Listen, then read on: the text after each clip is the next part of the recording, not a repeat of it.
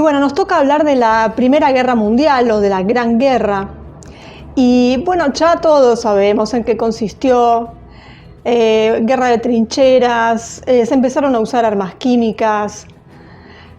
Bueno, el desastre que fue la Gran Guerra, como toda guerra, pero además está el plus de que fue mundial. Y vemos en la práctica esto que veíamos en otro video sobre cómo los bancos financian ambas partes, cómo están de ambas partes, siempre van a salir ganando. Acá se ve muy bien. Y también para terminar con eso de que este país ganó, el otro perdió, y de que aquel es mejor y que este quería algo que era bueno y aquel quería algo que era malo.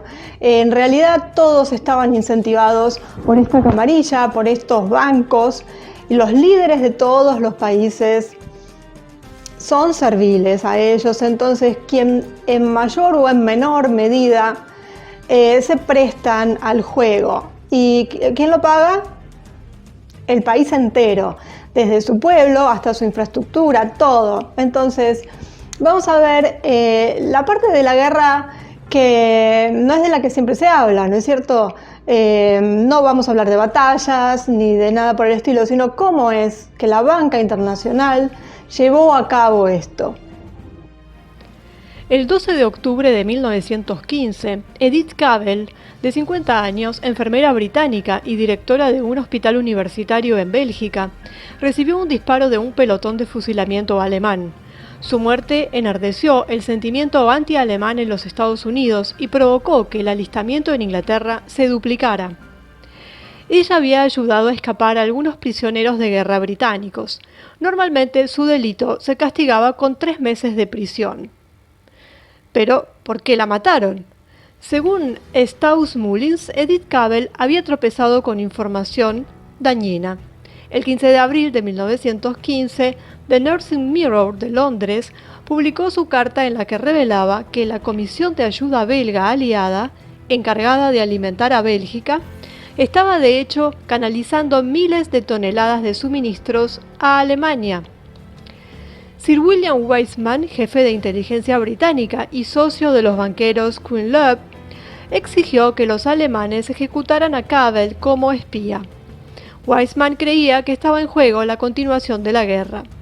Los alemanes aceptaron a regañadientes, creando así uno de los principales mártires de la Primera Guerra Mundial. Esto está en el libro Los secretos de la Reserva Federal. Suena bastante cínico, pero bueno, no es más cínico que demoler las torres hace unos 20 años. Este ejemplo de cooperación entre beligerantes se logró porque Weizmann trabajó en estrecha colaboración con el director de la Reserva Federal de Estados Unidos, Paul Warburg. El hermano de Warburg, Max, era jefe de inteligencia alemana y amigo cercano del Kaiser Guillermo. Ya vamos a ver en otros videos todo lo que hicieron los Warburg en las 2 guerras mundiales. Y bueno, eran banqueros, así que nos podemos imaginar ya, ¿no? Los banqueros centrales, con sede en Londres, utilizan las guerras para debilitar a las naciones y colonizar el mundo, incluido el Reino Unido, Estados Unidos, Israel, etc. La dificultad para ejecutar la Primera Guerra Mundial fue que ya habían llevado a la bancarrota a los estados europeos, vendiéndoles acorazados y otros armamentos, y Europa no podía permitirse una guerra. La introducción de la Reserva Federal de los Estados Unidos y la ley del impuesto sobre la renta en 1913 resolvió el problema. Los préstamos del gobierno de Estados Unidos financiaron la Primera Guerra Mundial. El pueblo estadounidense estaba en un apriete, digamos, en ambos lados del conflicto. Y así es como funciona. Los banqueros crearon dinero de la nada basándose en el crédito del gobierno de Estados Unidos, como ya vimos en el video sobre la Reserva Federal. Cada dólar que prestaron al gobierno de Estados Unidos era un nuevo dólar en su bolsillo. Ninguna nación es libre si no puede controlar su propio crédito, es decir, imprimir su propia moneda a voluntad. El cártel de la banca central controla todo, amenazando con retirar el crédito, es decir, la moneda, lo que provoca una agitación económica. Otro obstáculo para la guerra fue Alemania y sus aliados porque no tenían los recursos para luchar durante más de un año. Como sugiere el descubrimiento de Edith Cavell, los banqueros resolvieron este problema comerciando con estados neutrales: Suiza, Bélgica, Holanda, Dinamarca, Noruega y Suecia. Así, los banqueros permitieron que recursos esenciales de Inglaterra, Estados Unidos y el resto del Imperio Británico llegaran a Alemania de forma indirecta. Todo está documentado en un libro titulado El triunfo de las fuerzas desarmadas, 1914-1918. Editado en el año 1923 por el contraalmirante Consent, que fue agregado naval británico en Escandinavia, y su trabajo consistía en realizar un seguimiento del movimiento de suministros, las fuerzas desarmadas, necesarias para la continuación del conflicto. Por ejemplo, Escandinavia dependía completamente del carbón británico, así que el mineral de hierro sueco, que se convirtió en submarinos alemanes que hundieron la navegación aliada, llegó a Alemania en buques propulsados por carbón británico. Alemania necesitaba glicerina para la fabricación de explosivos. Inglaterra no tuvo problemas para asegurar esta sustancia porque controlaba los mares. Después de que comenzó la guerra, la demanda de estos productos de países neutrales explotó. Los británicos continuaron cumpliendo estos pedidos. Podrían haberlos restringido. Lo mismo se aplica al cobre, al zinc, al níquel, al estaño y muchos otros productos esenciales. Consett cree que si hubieran sido embargados, la guerra habría terminado en 1915. El comercio de té, café y cacao a países neutrales también aumentó drásticamente, pero estos productos a menudo no estaban disponibles ahí. Todos fueron a Alemania para obtener una gran ganancia. Las protestas de Consett cayeron en oídos sordos. El ministro del bloqueo fue Robert Cecil, miembro de la camarilla de la Mesa Redonda, es decir, banquero central. Del mismo modo, los banqueros centrales financiaron a la parte alemana a través de sus bancos escandinavos por una suma de 45 millones de libras esterlinas. Las naciones aliadas se convirtieron en esclavas de la deuda de los banqueros. A pesar de los enormes ingresos recaudados por los impuestos, la deuda nacional británica se multiplicó por 10. El gobierno no utilizó su poder de negociación como el único prestatario realmente masivo en tiempos de guerra para obtener dinero a bajas tasas de interés. La deuda nacional francesa aumentó de 28.000 millones a 151.000 millones de francos. Esto está en The History of Money de Davis. La deuda de Estados Unidos se disparó de 1.000 millones a 25.000 millones. La Primera Guerra Mundial fue librada por 27 naciones, movilizó a 66.103.164 hombres, de los cuales 37.494.186 resultaron heridos y unos 7 millones de muertos. Sus costos directos se estiman en 208.000 millones, sus costos indirectos 151.000 millones, y estas cifras no incluyen los miles de millones adicionales en pagos de intereses, atención y pensiones de veteranos y gastos similares. Entonces, ¿dónde está la duda de que la humanidad está bajo la esclavitud de esta camarilla? Básicamente, que se basa en el sistema bancario. Bueno, tan misteriosamente como comenzó la guerra, terminó. En diciembre de 1918, el imperio alemán colapsó repentinamente. Y se puede adivinar lo que pasó. Los banqueros habían logrado sus objetivos y cerraron el grifo. De ahí, además, el sentimiento natural de traición que se siente en Alemania, exacerbado por las onerosas reparaciones dictadas por los banqueros en el Tratado de Versalles, que eso lo vamos a ver en un video aparte. Bien, ¿cuáles eran los objetivos de los banqueros? Sencillo, el viejo orden mundial fue destruido. 4 imperios, el ruso, el alemán, el austrohúngaro y el otomano, estaban en ruinas. Los banqueros habían establecido sus gofres bolcheviques en Rusia. Ellos patrocinan muchos movimientos revolucionarios, como una forma de eventualmente controlar todas las propiedades ellos mismos. Se aseguraron de que Palestina se convirtiera en un estado judío bajo su control. Israel sería una fuente perenne de nuevos conflictos. porque ya lo vimos en el video sobre el Congreso, cómo empieza el tema, que termina en el año 48. Termina, por decir que termina con un moño, y los conflictos siguen, por supuesto. Bueno, lo que es más importante, gracias a baños de sangre, como en Verdún, con 800.000 muertos, el espíritu optimista de la civilización occidental cristiana, básicamente, recibió un golpe mortal, porque la flor de la nueva generación fue sacrificada. Y esto se puede leer, realmente es bastante desgarrador, en el Testamento de la Juventud, de Vera Brittain, que es un relato de primera mano. Bueno, después de esta extenuante deflación económica y otra guerra mundial, la humanidad estaba lo suficientemente desmoralizada como para aceptar la dictadura del gobierno mundial dirigido por banqueros. Y el amplio recorrido de la historia revela el patrón, es siempre lo mismo. El asesinato del heredero austríaco, el duque Fernando, que dicen que fue por un loquito, como siempre, un extremista. En realidad era alguien que salía del grupo masónico Black Hand. Fue un evento organizado, es decir, fue la famosa falsa bandera, fue una excusa.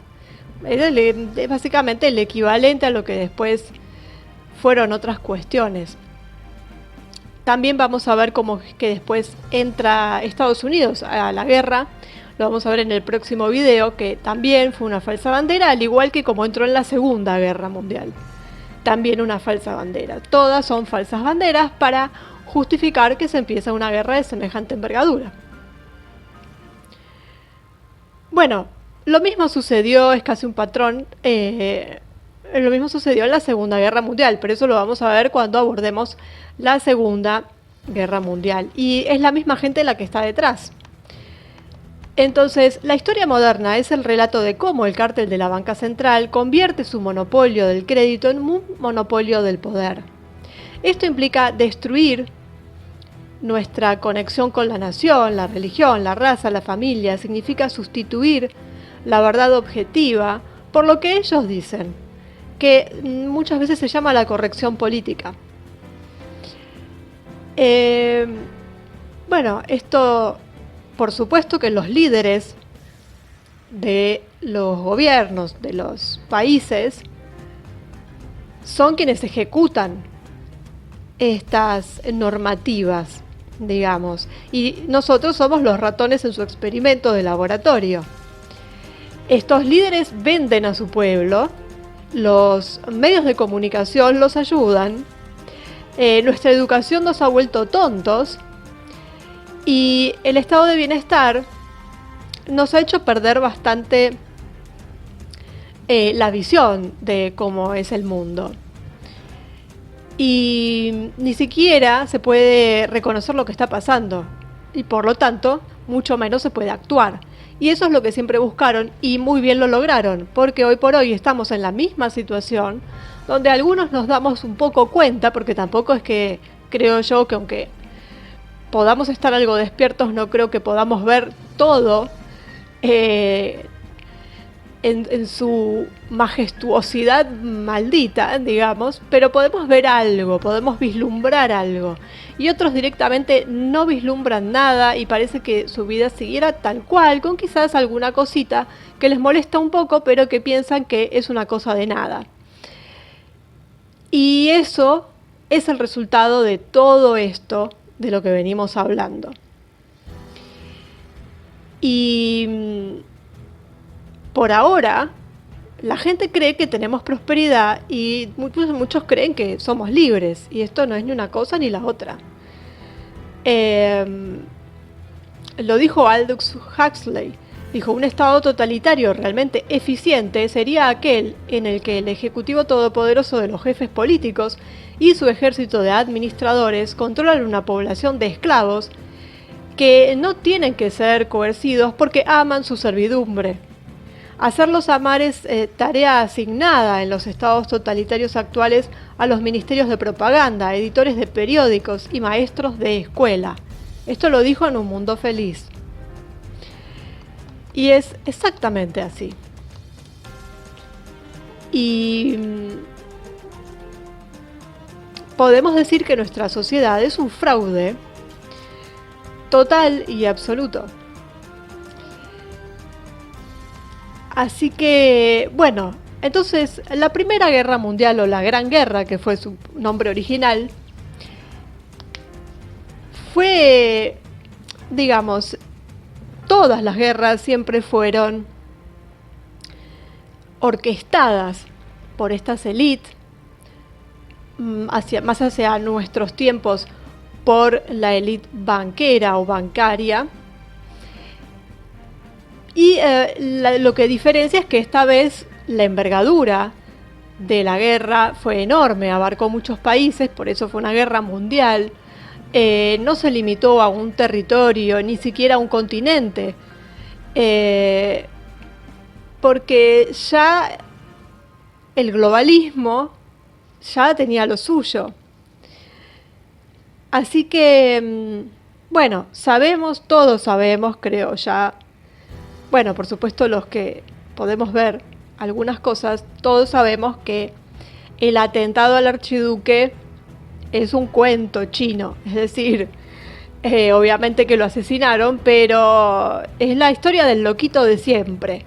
Ya esa historia del loquito tendrían que, no digo que ellos no lo hagan porque lo van a seguir haciendo, pero la gente ya tendría que darse cuenta que ya hemos juntado muchos loquitos a lo largo de la historia que desencadenan desastres en el mundo. Y es un poco sospechoso que siempre sea un loquito aislado. Entonces el cuento del loquito ya está, bueno, ya nos dimos cuenta. Entonces, así empieza la Primera Guerra Mundial con el loquito, como siempre, que sabemos que no tiene absolutamente nada que ver, ni el loquito, ni la historia del archiduque con Serbia y con todo lo que nos quisieron vender. La historia era otra. La historia era el negocio de los banqueros que financiaban ambos bandos, que se hicieron más ricos, por supuesto, que les vendían a uno lo que les faltaba y que el otro tenía, aunque fueran enemigos acérrimos y se estuvieran matando y sus pueblos se odiaran. Y bueno, todo lo que ya sabemos, fue toda una gran farsa que costó millones de vidas humanas, que arruinó la vida de los que quedaron, que arruinó las finanzas y que, bueno, por supuesto eso era lo que querían, todo esto era lo que querían, se salieron con la suya a la perfección. Y bueno, ¿qué más para demostrar lo que son? Es decir, no hay epítetos, porque decirles satánicos es poco. Realmente la maldad de esta gente, porque ya no se trata de tener más dinero, porque ya ni siquiera sirve tanto dinero. Estamos hablando de psicópatas, pero de psicópatas, además de peligrosos, realmente malditos, porque los psicópatas pueden no saber lo que están haciendo. Bueno, es una patología, es una enfermedad. Estos señores, además de tener una enfermedad, evidentemente además son nefastos.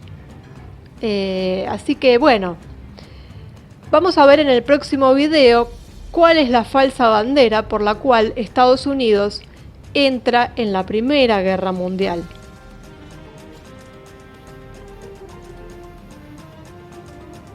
Y siempre los mismos detrás de lo mismo, y lo vamos a ver replicado en la Segunda Guerra Mundial y en todas las guerras que veamos, aunque sea la más pequeñita. Lo que pasa que estas, claro, al tener tantos participantes, digamos, y generar estos conflictos tan grandes, entonces es que es lo más conocido y lo que por ahí más nos llama la atención. Pero esto se ve en todas las guerras, en todos los conflictos.